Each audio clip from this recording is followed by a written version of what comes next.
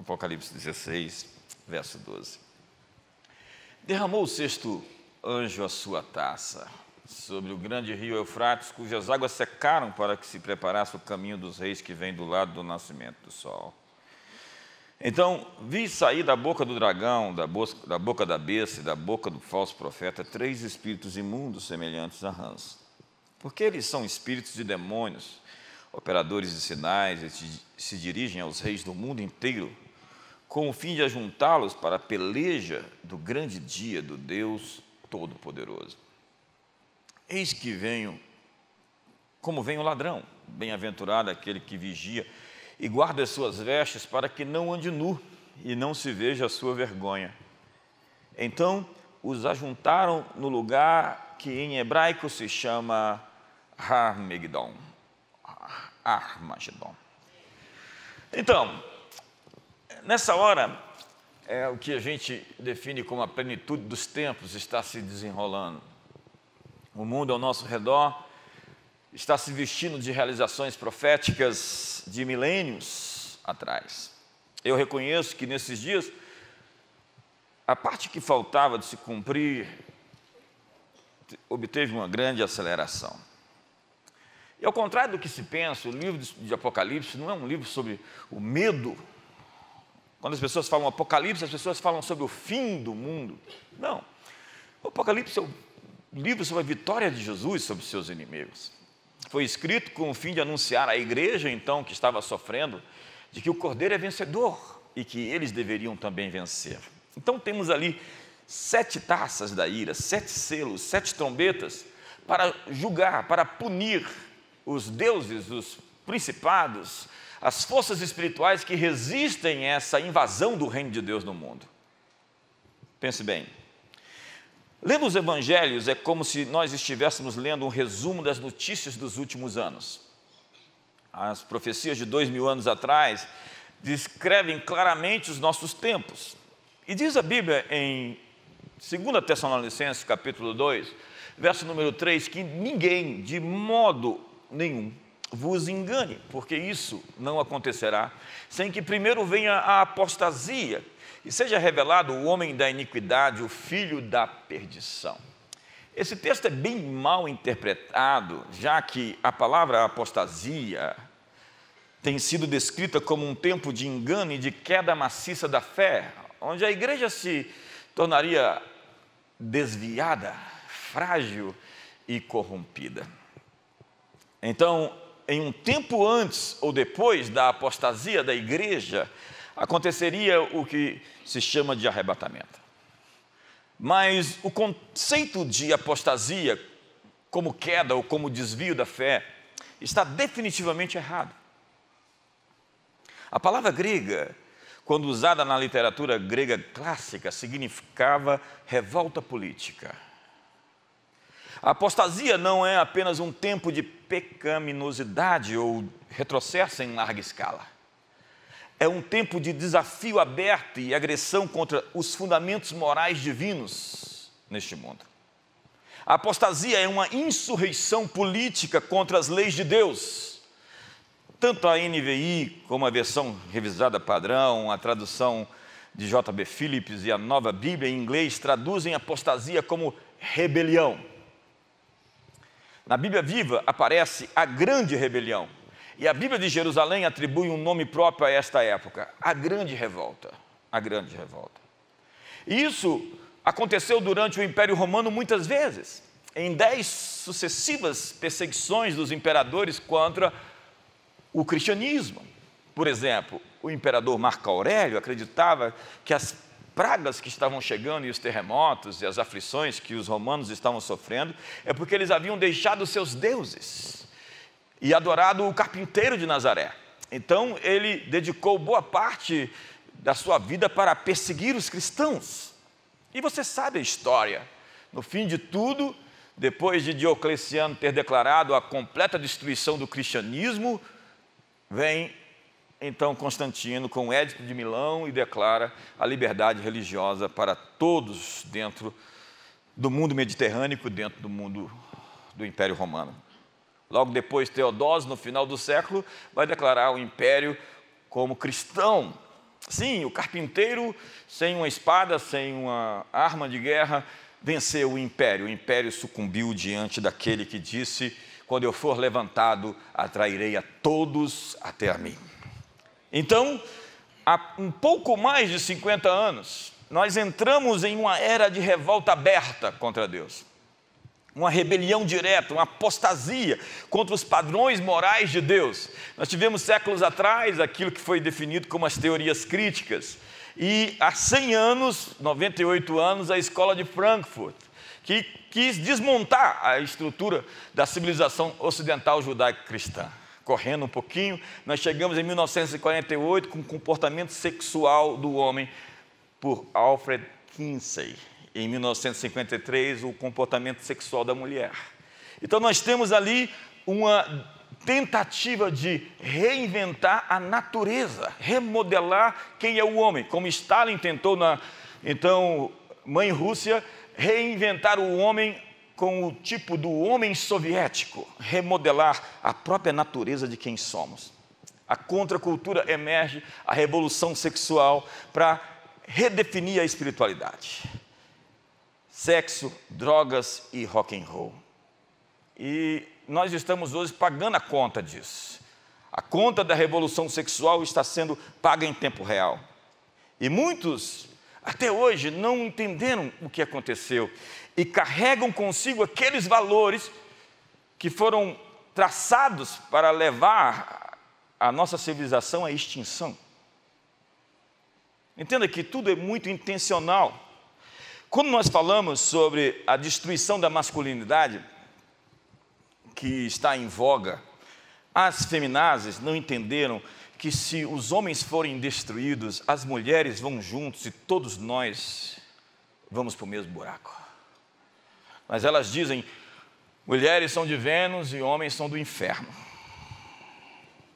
Então Jordan Peterson, definitivamente o conservador mais relevante vivo na atualidade, foi perguntado a ele, como você gostaria de ser lembrado no futuro?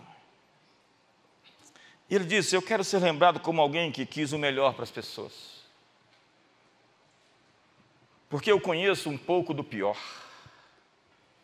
Chega de inferno. Essa é a nossa lição do século XX. Será que nós não lembramos que 100 milhões de pessoas foram assassinadas em nome de uma ideologia política? Será que não caiu a ficha para os cristãos de que eles não podem ser ao mesmo tempo seguidores de Jesus e seguidores de Karl Marx?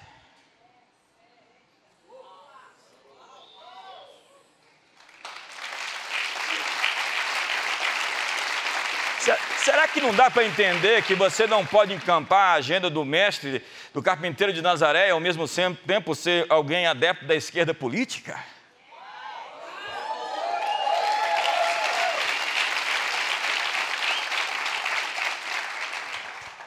Peterson escreveu uma mensagem às igrejas cristãs. Embora ele ainda não tenha se declarado cristão, ele agora que fez uma pré-conversão, né? E ele ficou chocado com a ideia de que Jesus carregou o peso dos nossos pecados. Ele tinha a ideia nietzschiana de que o homem estava esmagado sob o peso das consequências dos seus erros. E ele começou a entender um pouco sobre o aspecto redentivo da cruz, e aquilo começou a emocioná-lo. Ele deu uma entrevista recente e ele ficou muito tocado por Deus. Então ele mandou uma mensagem às igrejas. Ele está bem a par, ele é esse cara que faz essa frente pelos homens hoje. E ele disse que os neomarxistas fazem 3 acusações contra nós hoje. A primeira é que nós vivemos sob um patriarcado opressivo, onde seus arranjos sociais usam poder para fins de exploração egoísta. A segunda acusação é que a atividade humana empreendida no mundo ocidental é fundamentalmente de espoliação do planeta. Então, a humanidade seria uma ameaça à ecologia, estaríamos todos à beira do colapso, naquela doutrina de Thomas Malthus, que era, além de um economista, um pastor. e que no final do século XVIII defendeu o seu ensaio sobre o princípio do povoamento. Ele disse que a superpopulação iria levar-nos à extinção. O crescimento populacional logo ultrapassaria a capacidade de produzir alimentos.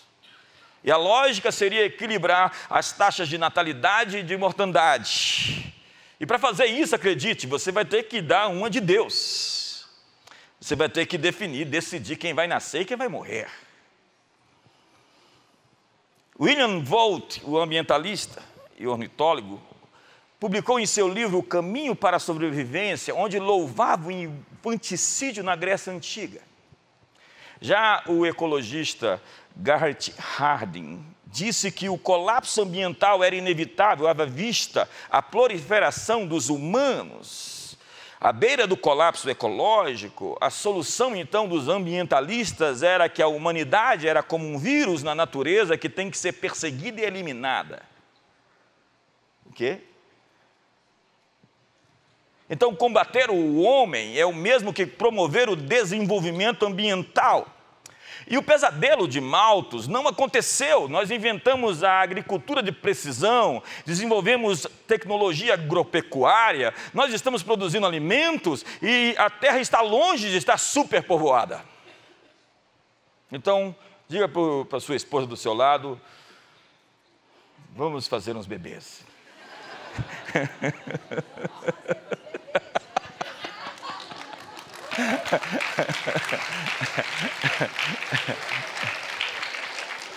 Mas mesmo assim, nós vivemos em um transe coletivo. Temos hoje o que chamam de ESG, que é o Environment, Social Governance. E nós estamos vivendo um grande drama com o nome de filme, dormindo com o inimigo ou o inimigo mora ao lado. O nosso adversário não é externo, é a nossa cultura interna, o que nós chamamos de pós-modernidade. E um pós-modernista é um sujeito cabuloso, sem esperança, sem expectativa, ele é assim para dentro, ranzinza. Ele não enxerga o futuro e chama todos nós a se juntar a esta grande tragédia pessoal que ele adquiriu para si mesmo. A terceira acusação é a ambição masculina é responsável por toda a tragédia de nossa espécie. E aqui tem a ver com o nosso tema. O homem é o culpado de toda a tragédia que está acontecendo no mundo. Então a guerra é contra a humanidade. E aí eu quero citar alguns autores que eu tenho estudado ao longo desses meses. Primeiro é o William Farrell, que escreveu o livro Meninos em Crise. Ele vai dizer que 90% da população carcerária, hoje nos Estados Unidos, é de meninos sem pai. Portanto, sem referencial. Sem uma voz que lhes imponha limite, que lhes dê direção e que lhes afirme a identidade. Já a Christina Summers, autora do livro Guerra contra os Garotos, Guerra contra os Meninos. Como o feminismo mal dirigido está ferindo os nossos rapazes. Denuncia um movimento em curso para que os garotos renunciem à sua masculinidade. E ela diz que começou a se encontrar distúrbios psíquicos nos garotos que não existem. Então o menino é muito agitado, corre demais, ele tem um problema, dopa esse menino. Deixa o menino correr, deixa ele subir na árvore, deixa ele quebrar o nariz, depois a gente conserta. Menino faz isso, ou não? Quantos rapazes nós temos aqui hoje? Quantos aqui já quebraram um braço alguma vez? Eu já, uma vez. Sabe, Summers disse que as feministas, em parceria com o que ela chama de psiquiatras patrulhados, estigmatizaram o comportamento natural dos garotos como anormal e patológico. Então, meninos cheios de energia são medicados como tendo algum problema de desorientação pessoal. Alguns deles estão sendo levados aos tribunais ou a clínicas psicológicas por exibirem condutas de futuros agressores sexuais de meninas. Então nós estamos precisando, segundo essa agenda, lidar com a masculinidade tóxica, que é a repressão de toda conduta combativa, competitiva e viril. Assim os meninos estão sendo castrados da sua masculinidade, emasculados. Aquilo que lhes é basal e espontâneo tem sido demonizado com o rótulo de tóxico ou nocivo. Meninos não podem ser mais meninos. O sistema educacional deseja que eles brinquem com bonecas, beijem e acariciem brinquedos e não façam lutas simuladas corpo a corpo. As histórias de batalhas, aventuras e heroísmo estão sendo trocadas por narrativas politicamente corretas e infectadas de ideologia de gênero. E essa noite eu estava lendo um antropólogo de uma universidade americana chamado Lionel Tiger. Ele escreveu o livro O Declínio dos Machos. E ele diz que você pode fazer os homens fingir ser menos dominantes. Você pode fazê-los fingir aceitar um papel subordinado, em uma posição dependente na sociedade. Mas no fundo, no fluxo instintivo da vida, que é a própria masculinidade, eles vão se rebelar. E a infelicidade dos homens, argumenta ele, vem desse conflito profundo e inconfesso entre pretensão social e necessidade sexual. E quando a masculinidade finalmente irromper, e isso vai acontecer, segundo ele, e em formas distorcidas e perigosas, como as gangues criminosas da cidade, ou a arrogante misoginia dos mais espertos da sociedade. Ele diz que nós estamos em uma sociedade em ebulição, e parece que é isso que eles querem provocar, esses nihilistas. Eles querem o caos, eles querem a desordem. Então Jordan Peterson, na carta às igrejas, em um tom muito emocionado, diz a nós, a igreja, que nós devemos lembrar aos jovens o que eles nasceram para fazer e convidá-los a vir. Venham, vocês são bem-vindos aqui. Se ninguém mais deseja receber o que vocês têm a ofertar, nós desejamos. Queremos trabalhar com vocês para tornar as coisas melhores, para produzir vida mais abundante para você, seus filhos, suas esposas, sua comunidade e sua nação. Junte-se a nós. Nós te ajudaremos a se levantar, e você depois pode nos ajudar a se levantar, a nos levantar, e juntos levantaremos nosso olhar para o alto. O apelo dele é muito emocionado e muito dramático, e ele termina dizendo: convidem os homens jovens, diga a eles, vocês são bem-vindos aqui, exijam mais, não menos daqueles que vocês convidam, exijam mais do que qualquer um já exigiu deles. É isso que os meninos querem, de alguém que os estique, de alguém que os desafie. Lembrem-se que eles são, e os ajude a se tornarem quem são. Este é o seu dever sagrado. Faça isso antes que seja tarde, pois a hora está próxima. Eu estou realmente desafiado a construir uma plataforma, uma jornada, para pegar nas mãos desses jovens e levá-los até o seu destino. Porque é incrível como a própria igreja, se você for medir a frequência de uma igreja, a frequência das mulheres é maior do que a frequência dos homens. E se você for pegar dados estatísticos verdadeiros, não falsificados, os homens vivem 7 anos menos do que as mulheres. A expectativa de vida dos homens é 7 anos menos do que as mulheres. Os homens estão com conflitos terríveis e eles estão se matando. Os homens se matam muito mais do que as mulheres. Os garotos estão em crise e eles precisam de um líder, precisam de um pai. Não que as mulheres não sejam maravilhosas, mas Deus fez um universo perfeito, onde se precisa de mãe e pai, para dar o equilíbrio que os garotos e as garotas precisam para planificar o seu potencial.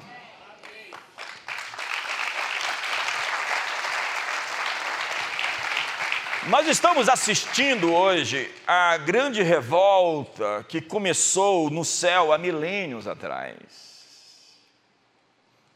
Quando o querubim caído se ergueu, A revolta de hoje contra o patriarcado é a revolta de Satanás, de Lúcifer.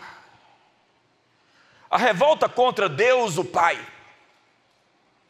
Segundo o Apocalipse, essa rebelião provoca abalos e tremores em nossa casa, o planeta Terra. Apocalipse 12 diz: ai da terra, ai do mar, porque o diabo, Satanás, desceu com grande fúria sobre vocês. E essa guerra, segundo o autor hebreu, se reflete com abalos de todo tipo. Vejamos. Aquele cuja voz abalou então a terra, agora, porém, ele promete, dizendo: ainda uma vez por todas, farei abalar não só a terra, mas também o céu. Ora, esta palavra, ainda uma vez por todas, significa a remoção dessas coisas abaladas, como tinham sido feitas, para que as coisas que não são abaladas permaneçam.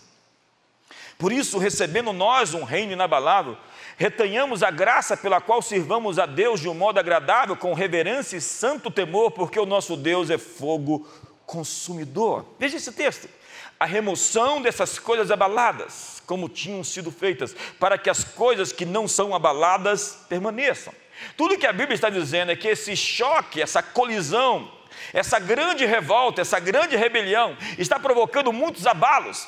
E o que vai permanecer e o que vai durar são aquelas coisas que estão firmadas em Deus. A remoção das coisas abaladas para que as coisas inabaláveis fiquem de pé. Portanto, não tenha medo dos tremores, dos abalos, dos conflitos.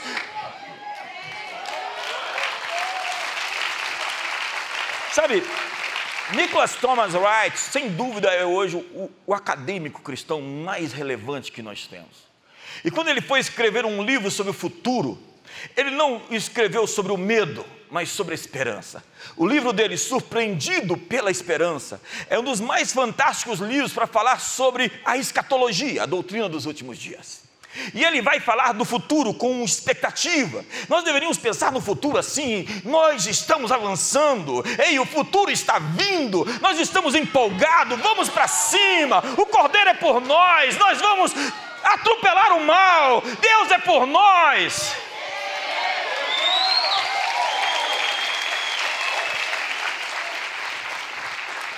Isso não é triunfalismo, isso é se juntar a triunfo e a vitória do Cordeiro. Graças a Deus que em Cristo nos dá a vitória, porque nele nós somos muito mais do que vencedores, e sempre ele nos conduz em triunfo.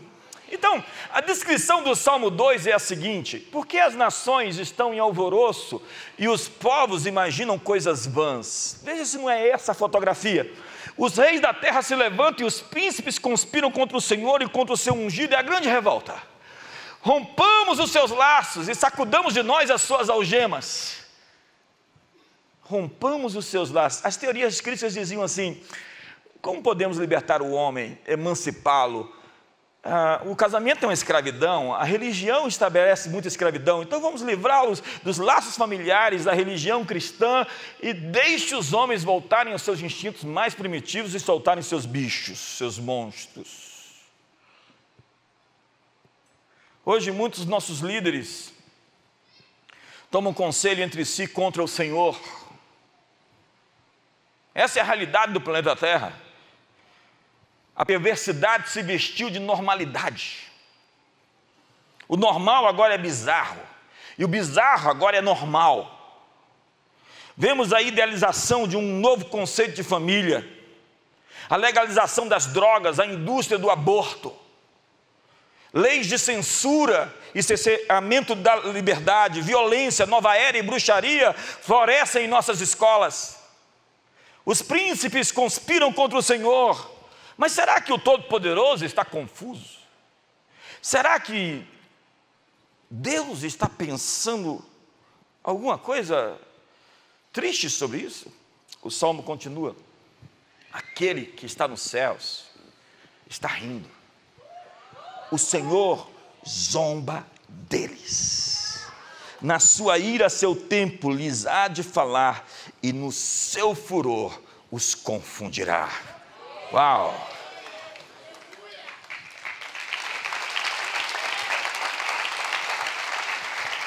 O que nós precisamos nesse tempo é de duas coisas somente: a teologia certa e muita calma. Põe a mão no ombro do seu irmão e fala assim: calma. Respira fundo aí. Dá um sorriso. Assim, dá aquele sorriso de quem está do lado certo. Vamos lá, se você estiver do lado certo, tá?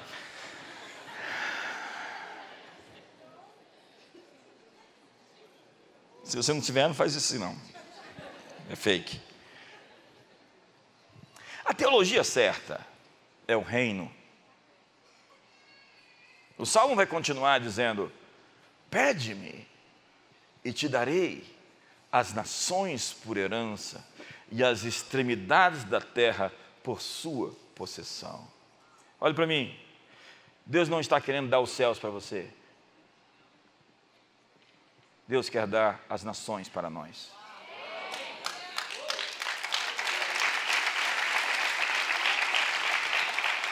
Ide e fazei discípulos de todas as nações, batize-as em nome do Pai, do Filho e do Espírito Santo, faça discípulos e ensine-os a guardar todas as coisas que eu vos tenho ordenado. Nós precisamos redefinir a grande comissão, porque muita gente confundiu isso. Pensamos que é levar algumas almas para o céu, dar alimento para os pobres, deveríamos fazer isso.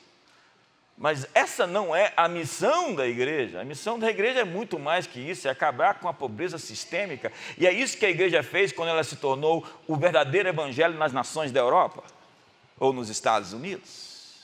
O evangelho onde chega, o verdadeiro evangelho, ele extermina a miséria.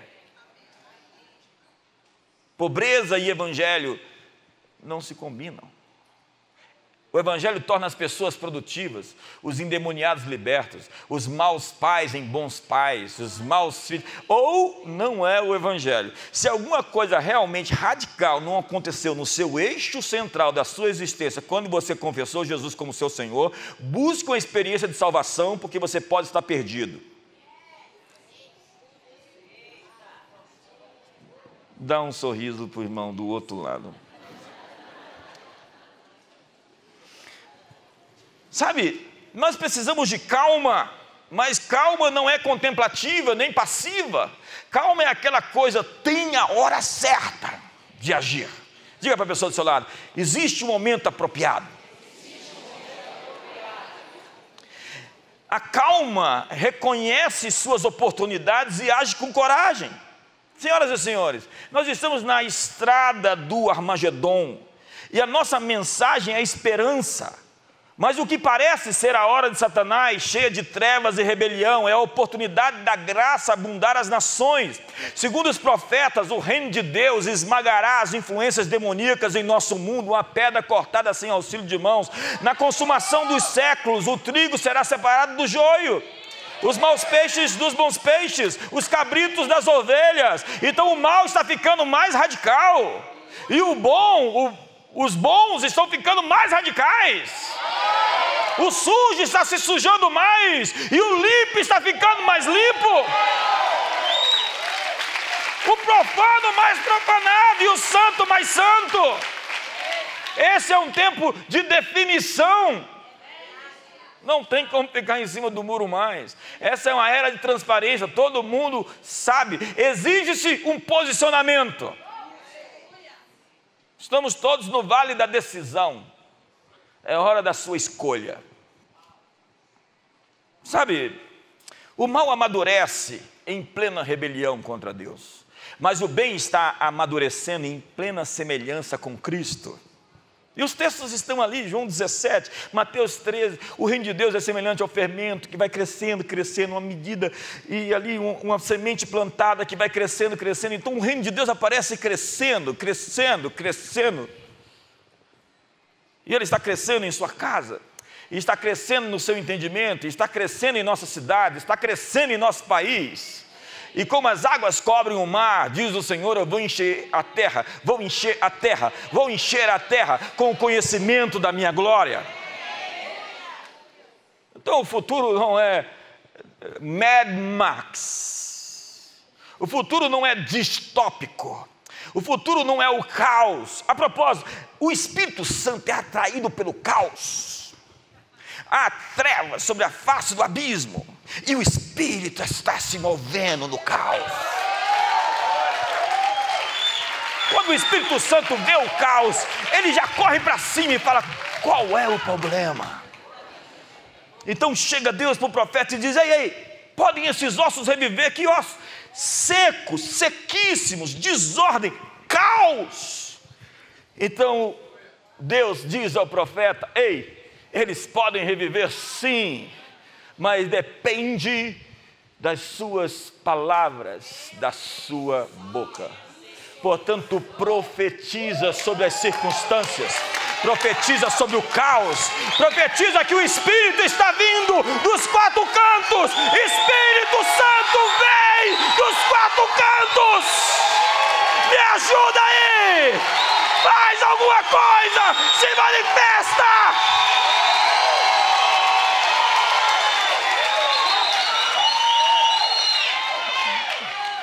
Então você vê a desordem, a bagunça, a baderna, e o Espírito Santo está preparando, ele está chegando, ele está vindo. A Bíblia diz: antes que venha o terrível dia do Senhor, eu enviarei o Espírito do meu servo Elias para restaurar o coração dos pais aos filhos, dos filhos aos pais. Uma restauração geracional está em curso. O Espírito Santo está vindo aí, irmão. Diga para o seu irmão: eu estou esperando um avivamento. E você?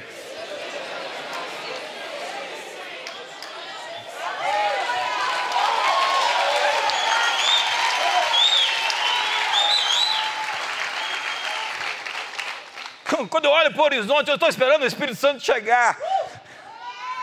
Eu estou que nem aquela igreja em Atos dos Apóstolos orando e falando: quando é que vai ser? Qualquer hora vai chegar, como um vento impetuoso vindo do céu, com línguas repartidas, com palavras proféticas, com curas, com sinais, com milagres, com ressurreição dos mortos, com a verdade, com justiça, com paz, com alegria. Me ajuda aí!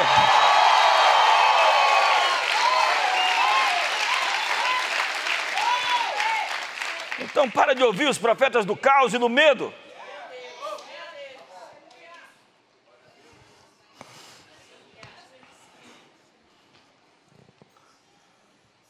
Às vezes parece que o inimigo está vencendo. Lembre-se, então, que Deus fez o universo com leis fixas, sem regras, e o mal não vai obedecer a essas leis. Então, essas leis vão quebrar o mal no seu eixo. É assim. Deixa eu lhe explicar. A teologia correta é que o mal está em rota de colisão com a destruição. O mal se extermina, se destrói. Ele tem uma doença autoimune. Ele tem um problema interno de autodestruição. Ele destrói a si mesmo. Por exemplo, Saul está lá dando a maior sopa para Davi. Davi diz: você não resolve isso, ele vai se destruir. Saul se mata. Você não é espada em muitas circunstâncias. Você só espera um pouquinho para você ver. Veja a história, leia a história e veja ciclos curtos ou longos onde o mal se autodestrói. Lembre-se do nazismo. Veja como Hitler quebrou a aliança com o Stalin. Aquilo foi preponderante para ele se afundar. Os dois caras maus tinham se juntado para destruir o mundo. E a natureza desses lobos é se matar. Então os lobos vão se devorar. Veja que ele errou lá na Dunkirk, a batalha. Mandou os generais pararem porque eles tinham avançado. E nesse tempo que eles pararam, eles conseguiram tirar a força expedicionária britânica das margens e levar para o outro lado, para a Inglaterra. Naquela batalha, ele teria definido a guerra. Se tão somente tivesse ido para cima, mas deu um branco nele. Esse negócio de dar um branco é racista.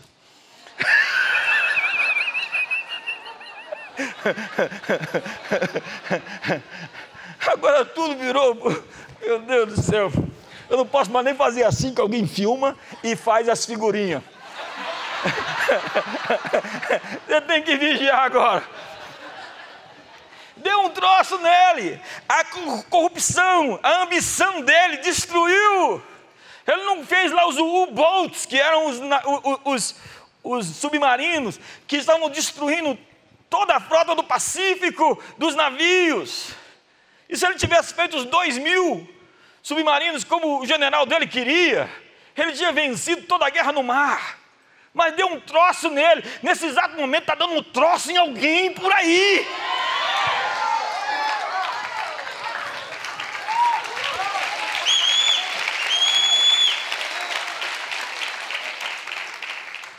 Sabe, pense no comunismo. Como ele se autodestruiu. Pense no Império Romano. Os historiadores são unânimes em dizer: a corrupção moral do Império Romano destruiu suas bases.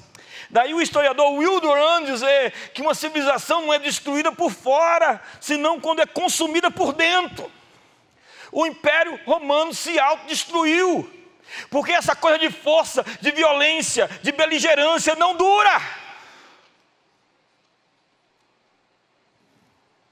Que silêncio. Mas há um ponto importante. Uma sociedade entra em colapso quando a sua crença fundamental falha, que é o seu mito civilizatório. Pense em Faraó. Faraó é um Deus.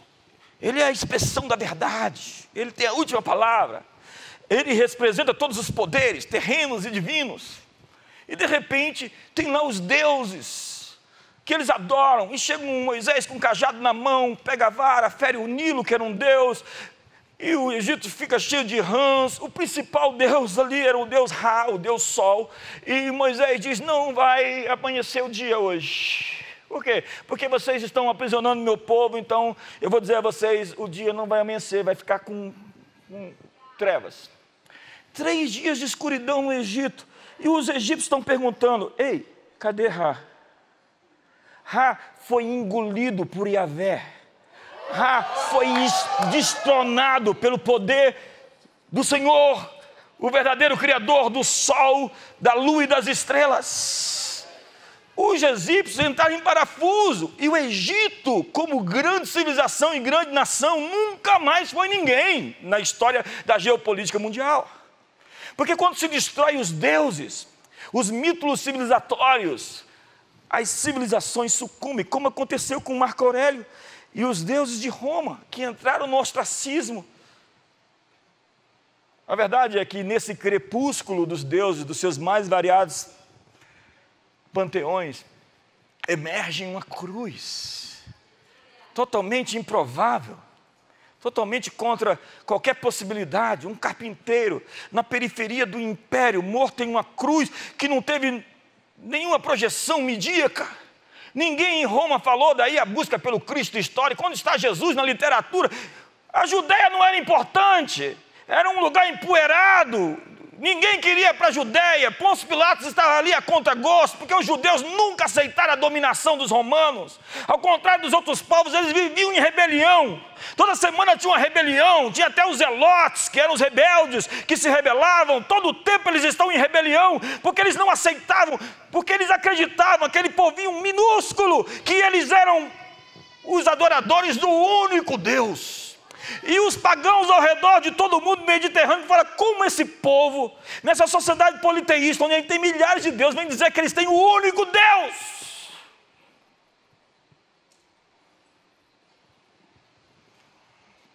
Eu acho que está bom por hoje. Eu posso começar a segunda parte da mensagem. Senhoras e senhores, nós vamos agora fazer 200 anos da independência do Brasil. Nós vamos ter as eleições gerais e nós vamos ter a Copa do Mundo e vamos ser campeões dessa vez.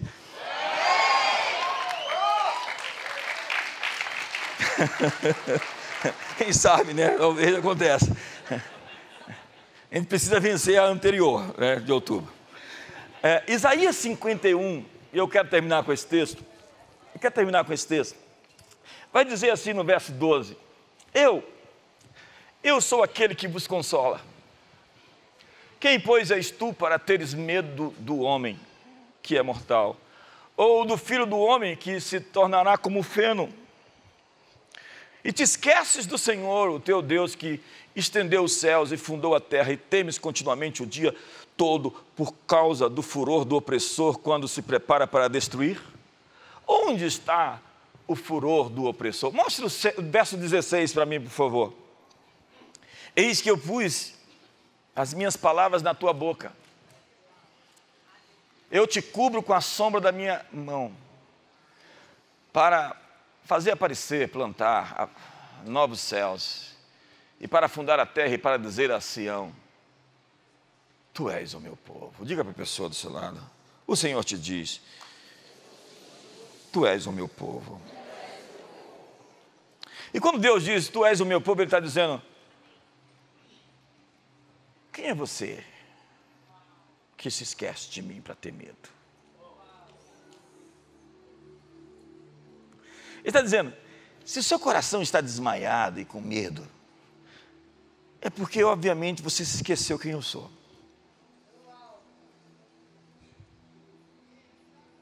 Por que você teme o homem mortal, o homem que vai morrer? O homem mortal, que não passa de erva. Eu quero dizer, nessa guerra, nessa batalha, nesse Armagedon, tudo que a gente precisa é da teologia certa e de muita calma, porque diz a Bíblia: aquietai-vos e sabei que eu sou Deus. Ei, fique calmo. Olha para você mesmo e fala assim: relaxa aí, vai. Põe a mão no ombro dele assim, se acalma, fica quieto. E veja o que ele vai fazer, porque não é sobre você. Como diz o Salmo 115, não a nós, Senhor, mas ao teu nome dar glória, porque se diriam entre as nações: onde está o Deus deles? Você precisa se animar, se encorajar, se empolgar, porque a fé fala, tendo porém o mesmo espírito da fé que diz: eu criei, por isso é que falei, também nós cremos e por isso também falamos. Eu pus as minhas palavras na sua boca para estender um novo céu e uma nova terra, e te prometo que eu vou te cobrir com a sombra da minha destra. Em Jó capítulo 3, eu termino, diz: proclamai isso entre as nações, apregoai guerra santa e suscitai os valentes, cheguem-se, subam todos os homens de guerra. Forjai espadas das vossas relhas de arado e lanças das vossas podadeiras. Diga o fraco: eu sou forte. Diga o fraco: eu sou forte. Você sabe o que acontece quando você declara a sua força, mesmo quando você se sente fraco? A sua química interior, ela muda. Você começa a mudar seus sentimentos, porque sentimentos são instáveis, sabe? Você pode ser dominado pelo medo, dominado pela depressão, dominado pela tristeza, até que você diga: eu sou forte. Até que você olhe no espelho e diga: eu sou forte. Até que você convença o seu cérebro que você é forte. Daí ele vai disparar para o seu corpo uma série de substâncias para te avivar. Mas enquanto seu cérebro está sendo bombardeado por pensamentos errados e negativos, ele está disparando uma série de toxicidades sobre o seu corpo que vai te deixar prostrado. É verdade, o cérebro é muito independente e você às vezes vai ter que convencê-lo que é possível. E o seu trabalho é entrar em parceria com ele e não fazer ele te envenenar. É assim que as coisas funcionam. Você precisa, antes de dizer aos outros, dizer a si mesmos. Antes de impressionar os outros, impressione a si mesmo. Antes de pregar aos outros, pregue para si mesmo. E é isso que você vai ver no livro dos Salmos. Eu estou lançando agora a versão dos Salmos pela Passion tradução, que é incrível, inspirada. E o salmista está todo o tempo se motivando. Quem disse que ia terminar? Eu não vou não. A Bíblia diz: sede fortalecidos no Senhor e na força do seu poder. E diz lá, o pessoal aí pensou que eu terminei, mas põe o outro texto para mim, o seguinte, que diz: Davi muito se angustiou, pois o povo falava de apedrejá-lo, porque todos estavam em amargura, cada um por causa dos seus filhos e das suas filhas. Mas olha só esse verso: porém, Davi se reanimou no Senhor seu Deus. Olha para o seu irmão em tom assim profético e diga: porém, Davi se reanimou no Senhor seu Deus.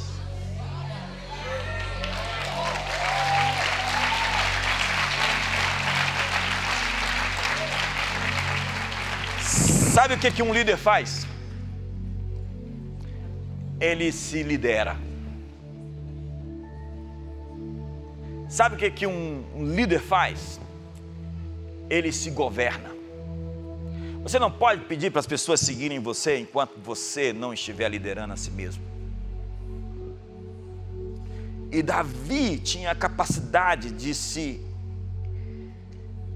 levantar, de se inspirar, de se animar, de se encorajar.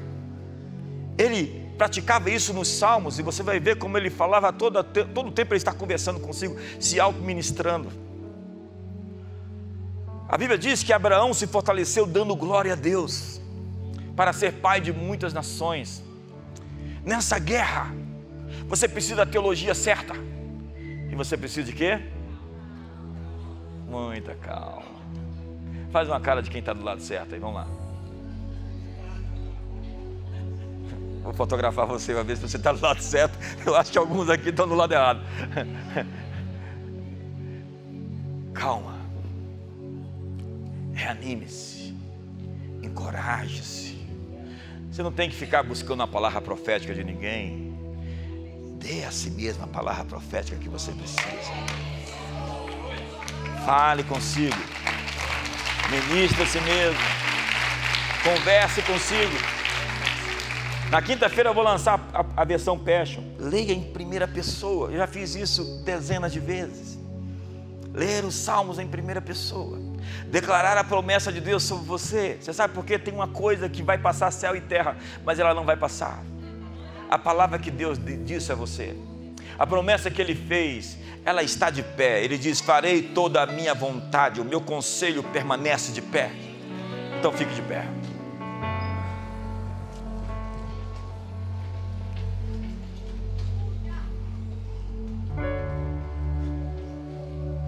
Eu continuo crendo na seguinte perspectiva, na seguinte teologia: a igreja dos últimos dias é uma igreja vibrante, sem mancha, sem mácula, sem ruga e sem defeito. Por que eu digo isso? Porque diz Zacarias que o mais fraco entre eles que vão emergir é um Davi. Porque diz Isaías que o menor entre eles virá a ser 1000. Um homem que vale 1000. Um homem que vale um exército. E eu estou vendo essa geração emergir. Porque diz Gênesis, e depois se repete em Gálatas, que em Abraão serão abençoadas todas as famílias da terra. Deus escolheu uma família para que por meio dessa família abençoasse todas as famílias. Então a minha conclusão é a seguinte: famílias poderosas vão curar o mundo inteiro. Famílias saudáveis, famílias funcionais, famílias inteiras vão curar a terra inteira. É mediante família. Se você quiser fazer uma coisa muito importante nos próximos dias, meses e anos e décadas da sua vida, construa uma família poderosa. Tenha filhos poderosos. Tenha uma herança poderosa. Esse é o seu maior chamado. Construa uma poderosa família, com filhos vibrantes, cheios do Espírito Santo, resolvidos internamente, que não precisam ficar buscando amor lá fora, porque eles foram amados o suficiente e não mimados. Feche seus olhos hoje. Feche seus olhos hoje, porque Deus vai te ungir com um novo manto. Existe uma nova capa vindo sobre você essa noite. Existe uma graça especial, um favor especial. Deus está dizendo: ei, quem é você para se esquecer de mim e ter medo? Deus está confrontando você no seu medo e dizendo: você está com medo porque você não está olhando para mim, porque você se esqueceu da promessa que eu te fiz. Quem é você para temer o homem mortal? Eu pus as minhas palavras na tua boca, eu te cubro com a sombra da minha destra, para estender um novo mundo através do que você vai profetizar. Novos céus e nova terra. Declare hoje o seu futuro. Declare uma bênção sobre seus filhos e filhas. Declare uma palavra de longevidade sobre você. Diga: eu viverei para ver os filhos dos meus filhos crescerem. Talvez o diabo está dizendo que você não vai viver muito. Então diga contra isso: eu viverei para ver os filhos dos meus filhos crescerem. A minha descendência será poderosa nessa terra. Diga isso: a minha descendência será poderosa na terra. Chara e Cários serão poderosas na terra. Declare a promessa de Deus sobre seus filhos. Declare a promessa de Deus sobre a sua geração. Construa um legado. Em Abraão serão abençoadas todas as famílias. A bênção do pai de Abraão, o pai Abraão, está sobre seus filhos hoje. A descendência de Abraão, em Gálatas capítulo 3, verso 7, é que o descendente de Abraão é Cristo. E se você está em Cristo, você está conectado à bênção que Deus deu a Abraão. Então toda a bênção, todo o significado dessa bênção está sobre você aqui essa noite. Você é capaz de levantar as mãos e recebê-la? Eu estou recebendo agora. Existe uma capa hoje sobre essa igreja, para governar, para liderar, para ser a resposta, para ser o povo que se chama pelo seu nome, que dos altos das montanhas, com formosos sobre os montes, os pés dos que anunciam boas novas. Proclame hoje as boas novas. Declare o seu futuro. Eu pus as minhas palavras na tua boca. Eu te cubro com a sombra da minha destra. Deus está dizendo: profetiza sobre o vale de ossos, profetiza sobre o caos, profetiza sobre a desordem. Declare palavras sobre o Brasil, declare palavras sobre as nações, declare o juízo sobre o mal. Profetiza.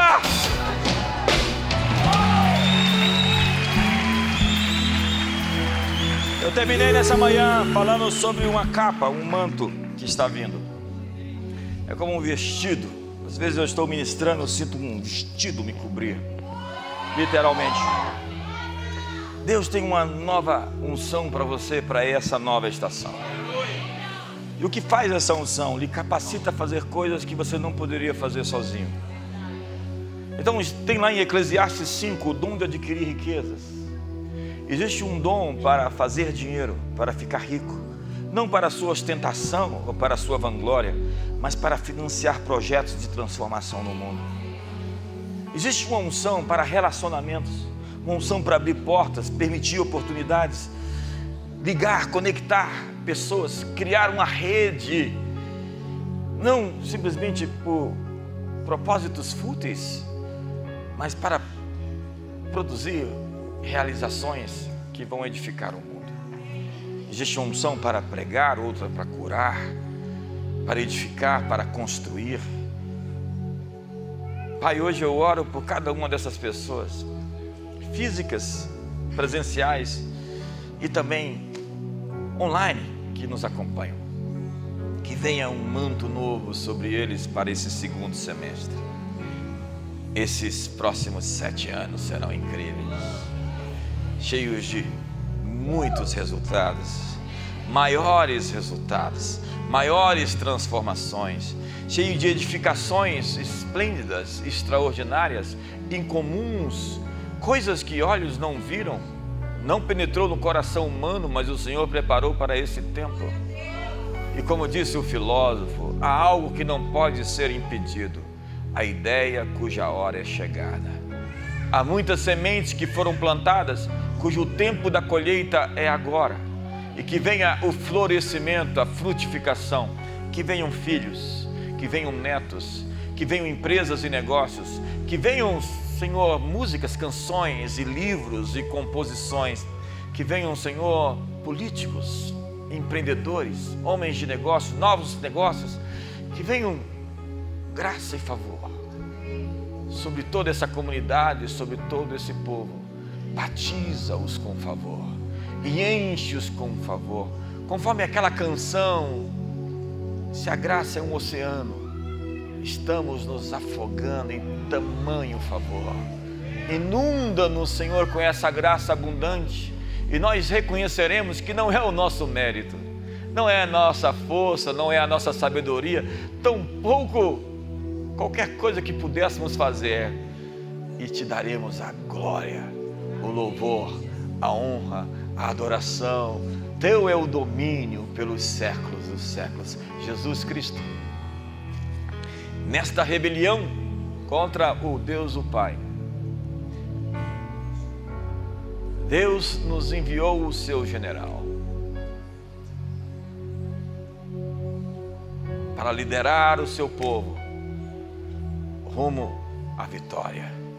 Receba as armas de guerra, receba a armadura, receba a dureza, a firmeza para não desmaiar, para não derreter, para quebrar sofismas. Receba espada, receba capacete, receba calçados, receba o escudo, receba a couraça, o cinturão, receba a palavra, receba os livramentos.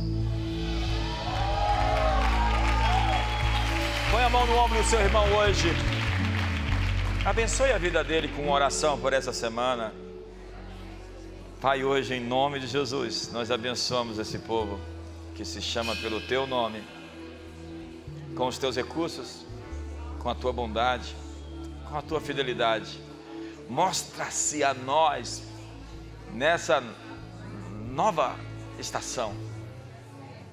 Revela-te de maneira poderosa, grandiosa, extraordinária.